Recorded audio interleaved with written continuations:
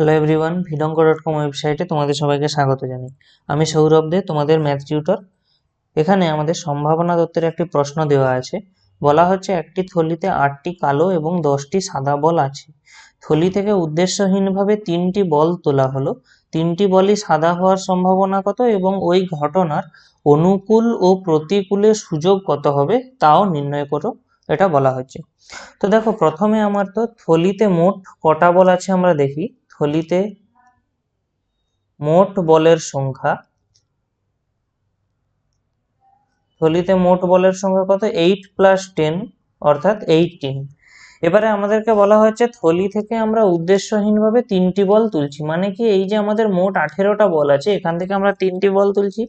তো আমরা জানি 18টি বল থেকে 18টি বল থেকে উদ্দেশ্যহীনভাবে 3টি বল তোলার উপায় 18C3। মানে 18টি বল থেকে উদ্দেশ্যহীনভাবে 3টি বল তোলা যায়। অ্যাকচুয়ালি এটাকে এভাবে না লিখে 3টি বল 18টি বল থেকে উদ্দেশ্যহীনভাবে 3টি বল তোলা যায় 18C3 উপায়। এটা মানে কি বলা হচ্ছে? এটা মানে হলো আমাদের এই পরীক্ষাটা যদৃচ্ছ পরীক্ষা বা যে র্যান্ডম এক্সপেরিমেন্ট করা হচ্ছে, তাহলে এই পরীক্ষার যে নমুনা দেশ, এই পরীক্ষার নমুনা দেশে সমভাবে সম্ভাব্য নমুনা বিন্দুর সংখ্যা, সমভাবে সম্ভাব্য নমুনা বিন্দুর সংখ্যা যেটা আমরা পাচ্ছি সেটাই হবে কত না 18C3। ঠিক আছে, তো এটা হয়ে গেল আমাদের নমুনা দেশে সমভাবে সম্ভাব্য নমুনা বিন্দুর সংখ্যা। এবারে আমরা একটা ঘটনা ধরে নিচ্ছি যে এ দ্বারা কি ডিনোট করছি না উত্তোলিত 3টি বলই সাদা হওয়ার ঘটনা। তাহলে এ দ্বারা আমরা উত্তোলিত 3টা বল সাদা হওয়ার ঘটনা ডিনোট করছি। আর আমার অ্যাকচুয়াল সাদা বল ছিল কটা? দেখো 10টা। তার মানে আমাদের এই যে ঘটনাটা এই 10টি সাদা বল থেকে 3টি সাদা বল তোলার ঘটনা। তো আমরা জানি 10টি সাদা বল থেকে 3টি সাদা বল তোলা যায় বা নির্বাচন করা যায় 10C3 উপায়। ঠিক আছে, তাহলে আমাদের কি বলতে পারি? ঘটনার অন্তর্গত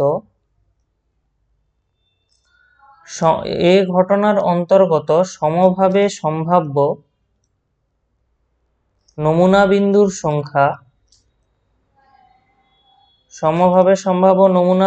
সংখ্যা, তার মানে কত হচ্ছে 10C3। এবারে দেখো, আমরা জানি ঘটনার যদি আমরা সম্ভাবনা বা প্রবাবিলিটি নির্ণয় করি সেটা কি হবে না, সেটা হবে m/m।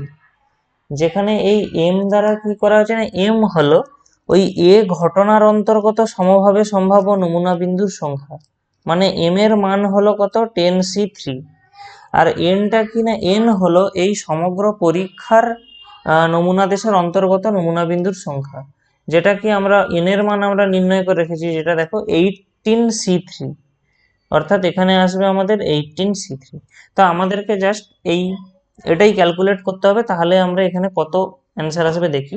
আচ্ছা, এবারে আমরা একটা জিনিস জানি কি, যে NCR এটা মানে হয় কি না n⁴/r⁴ ইন্টু n-r⁴। তাহলে 10C3 মানে কি না 10⁻3 ইন্টু 10-3 মানে 7 বাই এখানে আসবে কত না 8 বাই 3 ইন্টু 18-3 মানে 15। তো আমাদের কাজ কি না এই অংশটা ক্যালকুলেট করা।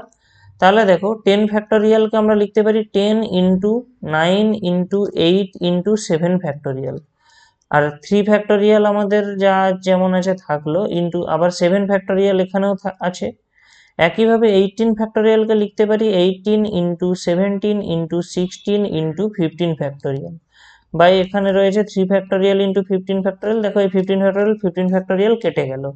আর এখানেও 7 ফ্যাক্টোরিয়াল কেটে গেল। তো আলটিমেটলি আমরা এখানে যে ক্যালকুলেট করে যেটা পাচ্ছি সেটা দেখতে কেমন হচ্ছে দেখো, 10 into 9 into 8 by 3 factorial into করে দিই যদি, তাহলে আমরা পেয়ে যাবো 3 ফ্যাক্টোরিয়াল বাই 18 ইন্টু 17 ইন্টু 16। তো এই 3 ফ্যাক্টোরিয়াল কেটে যাচ্ছে, তো আমরা কাটাকাটি করি, বাকি 8 2 কাটবে এখানে, এবং এখানেও 9 আর 2 কাটবে, এবং আমরা এই 2 5 কাটতে পারি। তাহলে আমরা কি দেখতে পাচ্ছি এখান থেকে কত আসছে, 5/17 ইন্টু 2, অর্থাৎ 5/34। তাহলে ওই 3টি বল সাদা হওয়ার যে সম্ভাবনা, মানে এ ঘটনার যে সম্ভাবনা, সেটা আমাদের এলো 5/34।